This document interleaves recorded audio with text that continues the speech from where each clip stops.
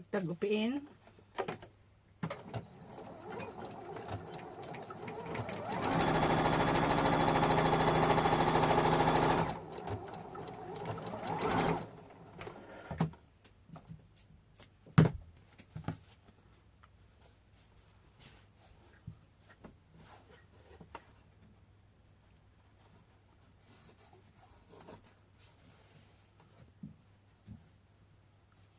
Lagay natin siya doon sa gitna.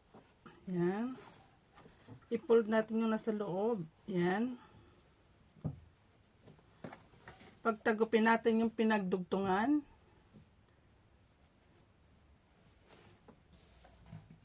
Lagyan natin ng pin. Yan. So, ganyan siya. Yung putol ay nandun sa loob at ito ang nasa labas. Pero bago yan, kumuha tayo ng goma. Para matibay ang goma, doblehin natin. Para siguradong hindi siya maglolos. Hindi siya Yan.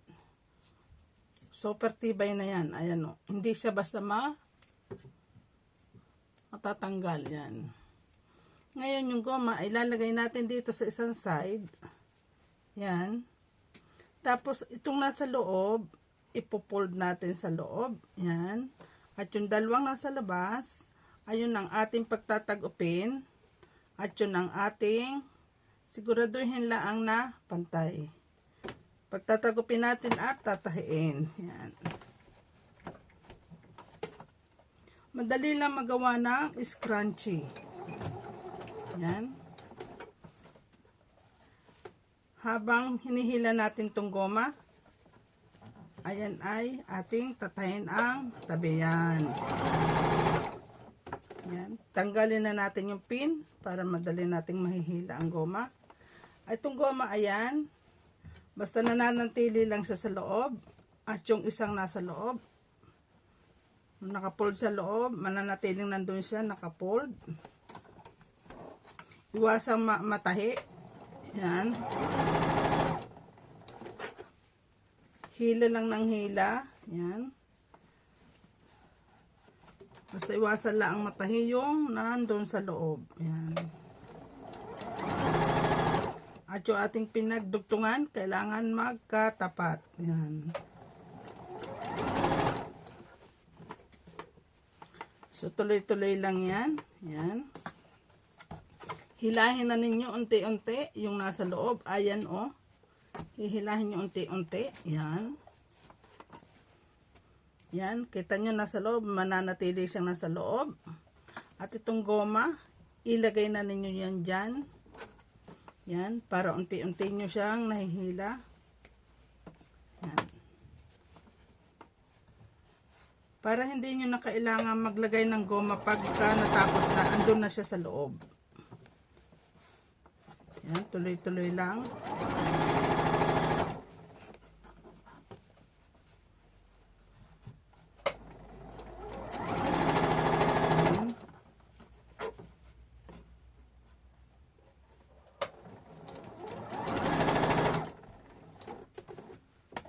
Hilahin. Hilahin uli nyo yung nasa loob. Yan. Yan. Hilahin ninyo unti-unti. At yung goma.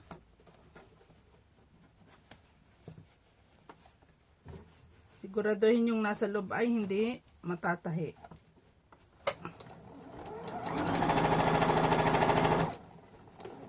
Yan. Hila. Kita nyo. Unti-unti siyang nahihila. Pati yung goma. Hihilahin ninyo unti-unti. Kaya talagang kailangan yung goma nyo ay matibay.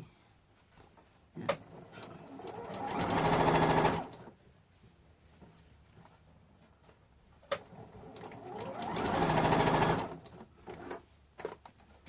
Yan, hila.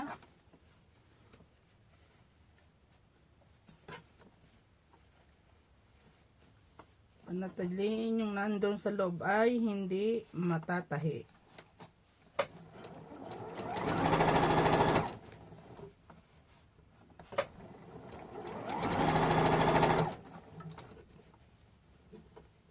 Isa ito sa technique na napakadali para magawa ng scrunchie. Yan. Hilahin ninyo ito. Yung nasa loob. Yan. Pati goma, hilahin. Yan.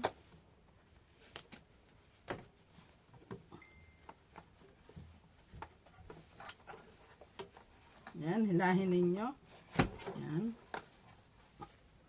At yung pinagdugtungan, yan, i-fold nyo paloob. Yan.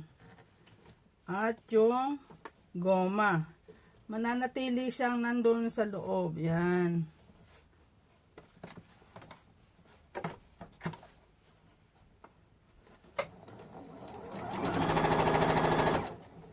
Tapos mag-iiwan tayo dito ng kaunting nakabukas, naka-open, kung saan natin hihilahin yung nandun sa loob. Kailangan yan ay pantay. Yan, kita ninyo, ayun yung pinagdugtungan natin. Mag-iiwan tayo ng nakabukas. Yan. Atin na siyang i-close doon. Yan.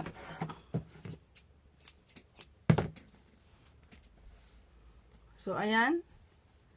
Ngayon, yung ating naka-open, atin siyang hihilahin palabas. Yan. Isa-isa ito sa technique na mas madali sa pagtatahi ng crunchy. Ng scrunchie. Yan.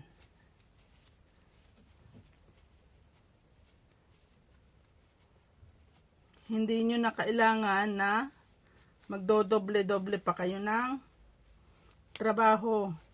Hihilahin nyo na lang siyang palabas. Ayan, oh. Kita nyo? Hihilahin nyo na lang siyang palabas.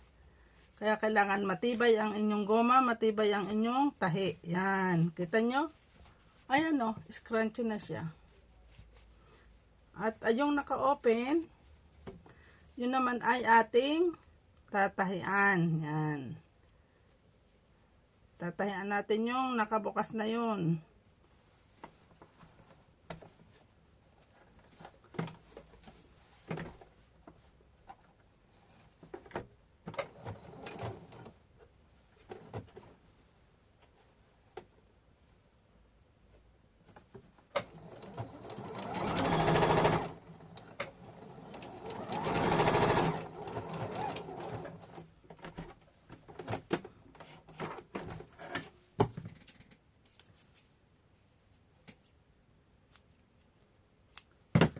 So, ayan.